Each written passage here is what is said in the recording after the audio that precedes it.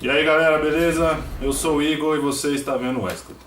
Hoje nós vamos falar desse livro aqui, O Clube dos Jardineiros de Fumaça, da Carol Ben-Simon.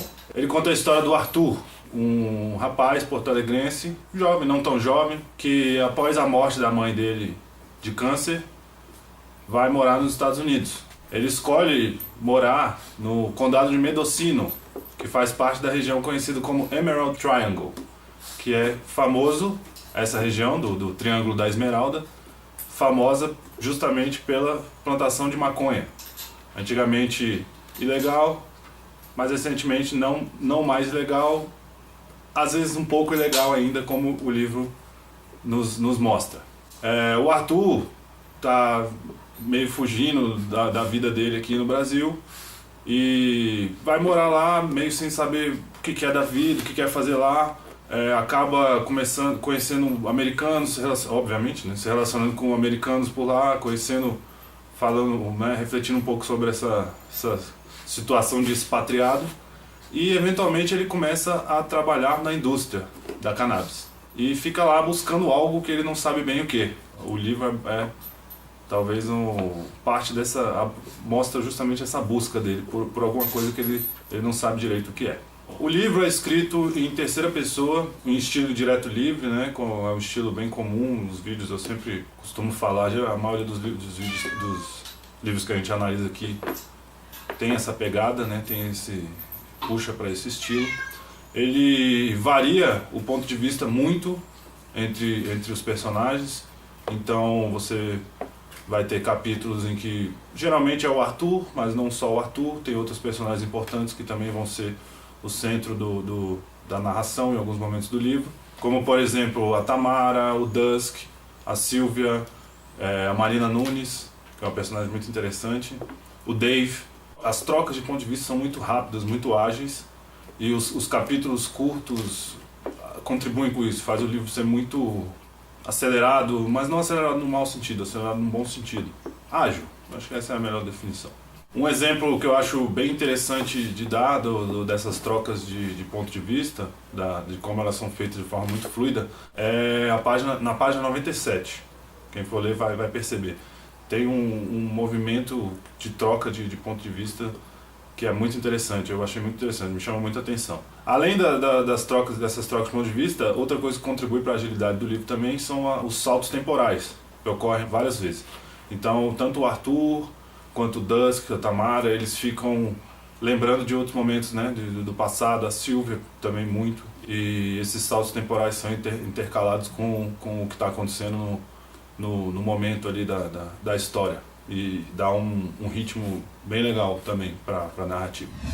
Enquanto eu estava me preparando para gravar esse vídeo, eu dei uma lida sobre algumas resenhas, algumas coisas sobre o livro, né, o que o pessoal falou dele, e achei uma certa discussão sobre o ponto de vista, a onisciência, né? A onisciência narrativa. Tem gente que criticou, disse que é uma onisciência ultrapassada, né? Porque basicamente a onisciência narrativa é uma coisa mal vista hoje em dia, não se aceita muito bem isso.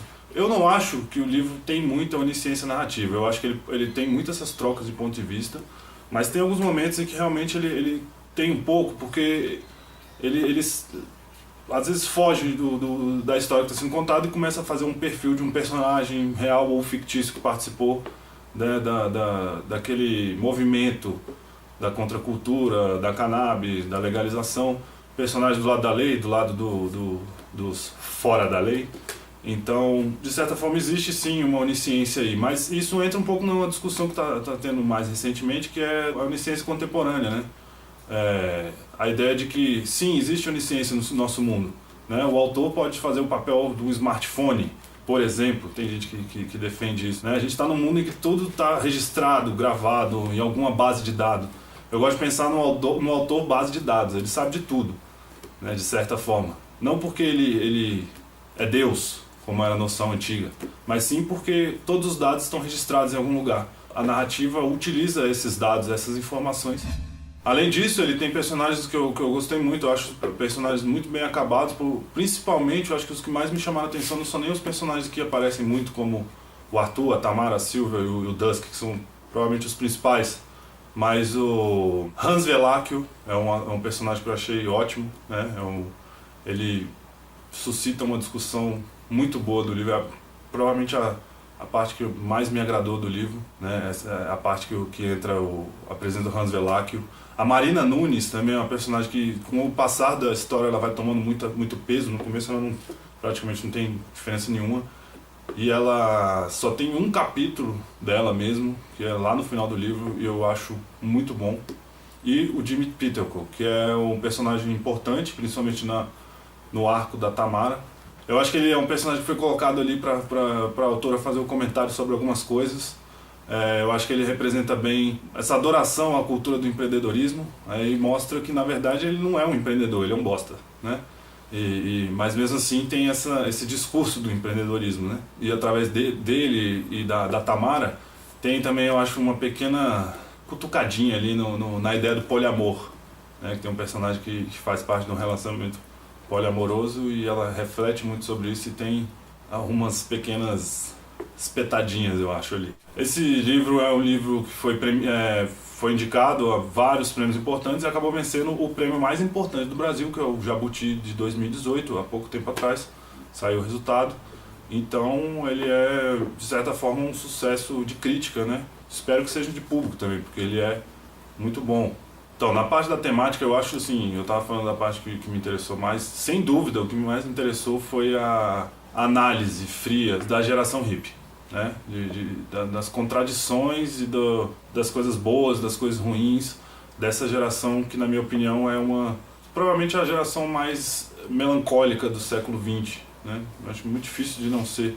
Tirando aquelas gerações que todo mundo morreu na guerra, obviamente, isso é muito triste, mas pelo que eles aspiraram e o que eles acabaram se tornando, hoje em dia a gente vê, né, essa geração tá envelhecida e há pouco tempo atrás houve aquelas coisas da eleição do Trump, Brexit e outras coisas do gênero, e não foram poucos os analistas que relacionaram muito essas políticas, né, essa mudança política, a pessoas que fizeram parte da geração hippie.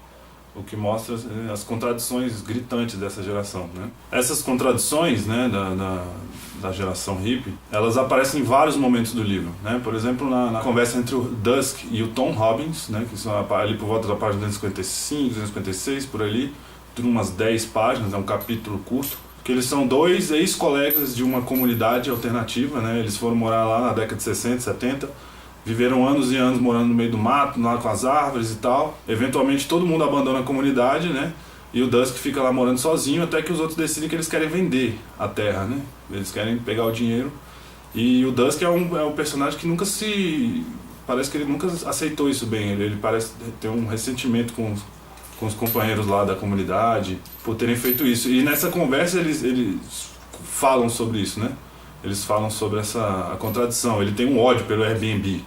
Ele acha o Airbnb o fim da picada. E a região inteira está sendo tomada por Airbnb, por pessoas querendo ir lá, fazer parte dessa, né? Viver um final de semana, uma semana nesse paraíso da contracultura, teoricamente, que é como se vende a região. A Sylvia, que é outra personagem um pouco mais velha do livro, que também faz parte dessa geração, apesar dela não ser igual ao Dusk, ela não se engajou totalmente, mas ela fazia parte daquela geração de jovens que protestou contra o Vietnã, protestou contra os testes atômicos, e tem uma parte ali, acho que é a página 295, que ela está refletindo sobre isso, né? Pô, lá com aquele dia que eu estava pendurado lá nas grades do campo de teste nuclear, quem imaginava que eu ia chegar a esse ponto na minha vida? Como é que eu ia imaginar que eu ia estar aqui agora, né? Que tudo que acontece com ela aconteceria. Então tem sempre essa pegada, essa melancolia deles, né? E de como a contracultura, dos efeitos, né? O legado muito contraditório dessa geração, que é tanto... Tem a legalização da maconha, obviamente, um legado deles, mas tem também, né, fala-se muito sobre o pessoal os jovens que ficam lá andando, vivendo como se estivesse num parque de diversão ali, jogando bolinha pra cima, querendo ganhar trocado no sinal e trabalhar cortando maconha pra passar o ano, entendeu? É meio que um paraíso pra pessoas que estão a fim de, sei lá, abandonar tudo, largar pra lá. Pessoal que foi lá pro Burning Man e se perdeu no meio do caminho. Então, a distorção das ideias, né, da contracultura é um tema muito forte. E é interessante que o personagem, por ele ser brasileiro, então ele tem uma visão um pouco diferente. Em alguns momentos ele tem uns conflitos de visão com os americanos que são bem engraçados. Mas o tempo inteiro tem essa, né, fala da indústria de prescrição para maconha, fala do como é que funcionam os dispensários, fala da legalização ou não, fala do Airbnb, a utilização da contracultura para atrair turismo e como as pessoas que fizeram parte dessa contracultura veem isso. Algumas já não estão mais nem aí, outras, como o Dusk representou bem, ficam indignadas, acham que aquilo é uma traição contra tudo que eles fizeram, que eles tentaram ao menos fazer. Para mim é aí que está toda a força do livro, nesse enfoque, nessa análise. Outra coisa, né, de certa forma reflexo dessa análise, é uma reflexão sobre o mercado de cannabis como ele é, né, legal e ilegal. O livro mostra bem que o ilegal não deixou de existir, pelo contrário. A contradição de várias pessoas lutando por um direito, por liberdade, e eventualmente isso se transformando numa grande indústria. O processo que fez a ideia de plantar maconha, de ter uma indústria disso, né, a famosa indústria da cannabis medicinal, como se deu. Os personagens foram importantes, ativistas, policiais, tem alguns capítulos que são, né, o perfis dessas pessoas como Harry Anslinger, que era o responsável pela proibição, de certa forma. Tem bombeiro, tem ativista pelo cultivo. Então esses perfis dessas pessoas vão se intercalando e eles vão dando uma visão geral sobre essa indústria, né? Que de certa forma é isso que o Arthur foi lá fazer. Com o passar do livro você vai vendo que ele tem um histórico com a temática. Um histórico traumatizante, inclusive, que junto com a morte da mãe é o que fez ele ir embora do país e meio que largar o pai dele lá. Essa parte, né, da análise do mercado, da evolução, de como ele saiu de um aspecto da contracultura para mercado, ela é bem interessante, mas eu acho que talvez seja o momento em que a Carol Ben-Simon perde um pouco ali a mão, que descama um pouco para a tese defendendo a legalização e tal. Eu acho que a força do livro está maior quando ela não entra diretamente nesse assunto, quando ela só fala sobre tudo sem falar, né, com as palavras precisamos legalizar e por aí. Além disso, outro grande ponto, né, outra grande força do livro é a análise da solidão. Com certeza, permeia todos os personagens o tempo inteiro. O Arthur sente, a Tamara sente, o Dusk obviamente sente, porque é um cara que se isolou da sociedade propositalmente. A Tamara estava num relacionamento com mais duas pessoas, mesmo assim ela se sente sozinha. A Silvia, que é a outra personagem, ela tem filhos, está aposentada e tal, mas a solidão dela é massacrante, assim, dá pra ver como ela sofre por causa disso. Então o livro fala muito sobre como a solidão é muito presente na sociedade americana, talvez, como o livro falar das... Mas eu acho que transcende somente a sociedade americana, é uma coisa um pouco dos nossos tempos, né? Tempos de muita ligação e pouca conexão. Ou o contrário, de muita conexão e pouca ligação. E esse é também um tema de muita força. Esse é o livro mais recente da Carol Ben-Simon. Ela tem outros livros, né? A Carol, ela é porto-alegrense, acho que dava de esperar, né? O personagem porto-alegrense. Ela é formada em comunicação, fez mestrado lá em escrita criativa. Já tem vários livros, ela é uma autora muito estabelecida, talvez das autoras dessa geração mais recente, ela talvez seja mais reconhecida, talvez junto com a Luísa Geisler, não sei, eu acho que é ela.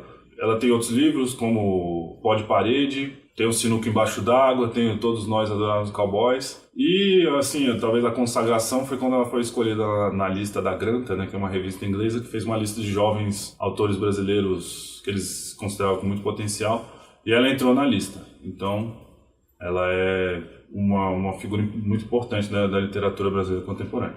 E esse livro, muito, né, mostra por que é merecido, não é à toa. Então é isso aí, galera.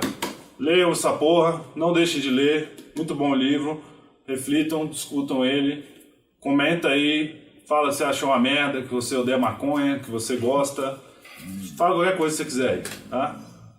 Tchau!